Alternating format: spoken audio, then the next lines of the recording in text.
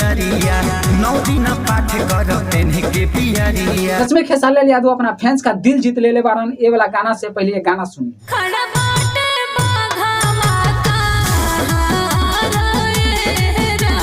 चलिए भाई साहब का गाना में वीडियो का डुकरेट कर गए बा, किसी भी प्रकार से खेसारी लाल यादव डुकरेट में कमी नहीं छोड़े हैं वीडियो में। और ये वीडियो में पहले खेसारी लाल यादव का चेहरा का चमक देखिए किस प्रकार से इतना खुश भरन ये पहले वीडियो देखिए।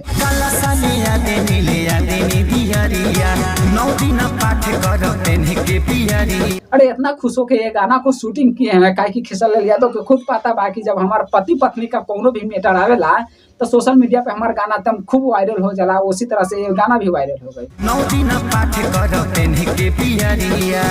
चलिए गाना के बात करे जाए तो पति पत्नी का तो मैटर है भाई। ये गाना को लिखे हैं अखिलेश कश्यप। अरे लड़की जो गावत रही ना साइड से तो लड़की का नाम है प्रियंका सिंह। चलिए गाना की अगर बात करें तो ये गाना को आया है अंकिता फिल्म से। आ जाइएगा अंकिता फिल्म पे ये वीडियो की देखने के बाद है और अंकिता फिल्म सर्च मारिएगा खेसारी लाल यादव के गाना चल आए। चलिए गाना में भाई साहब किसी भी प्रकार के कमी नहीं छोड़े हैं अंकिता फिल्म से। गाना मतलब जितना भी पहले गाना लेकर आए रहलन वो सबसे ये गाना अच्छा था। चलिए गाना की अब बात करते हैं, बाद में बात कर हम, लेकिन ओकरा से पहले बताने की आप लोग तो देख रहे हैं कि किस तरह से बिहार में बाढ़ का महामारी चल रहा है और बिहार से सब जिला मतलब तबाह है।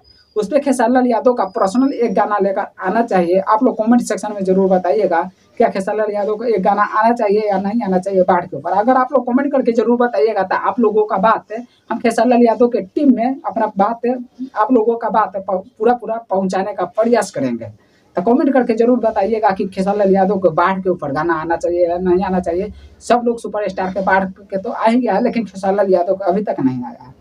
लेकिन देखिए बाढ़ के ऊपर खेसारी लाल यादव गाना लाए या ना लाए, लेकिन खेसारी लाल यादव का गरीबों का मसीहा कहा जाता है। इसीलिए क्या है कि हर समय कुछ ना कुछ करते रहते हैं। बाढ़ आता है जब बाढ़ आता है जब तब और नहीं आता फिर भी करते रहते हैं। तो उसके ऊपर हम वीडियो पर्सनल लेकर आएंगे। एक कल आएगा हमारा वीडियो खेसारी लाल यादव किस प्रकार से मदद कर रहे हैं, क्या क्या मदद कर रहे हैं, उसके ऊपर वीडियो भी हम लेकर आएंगे। लेकिन अभी फिलहाल ये गाना के बारे में बता रहे हैं तो गाना बहुत ही अच्छा बा।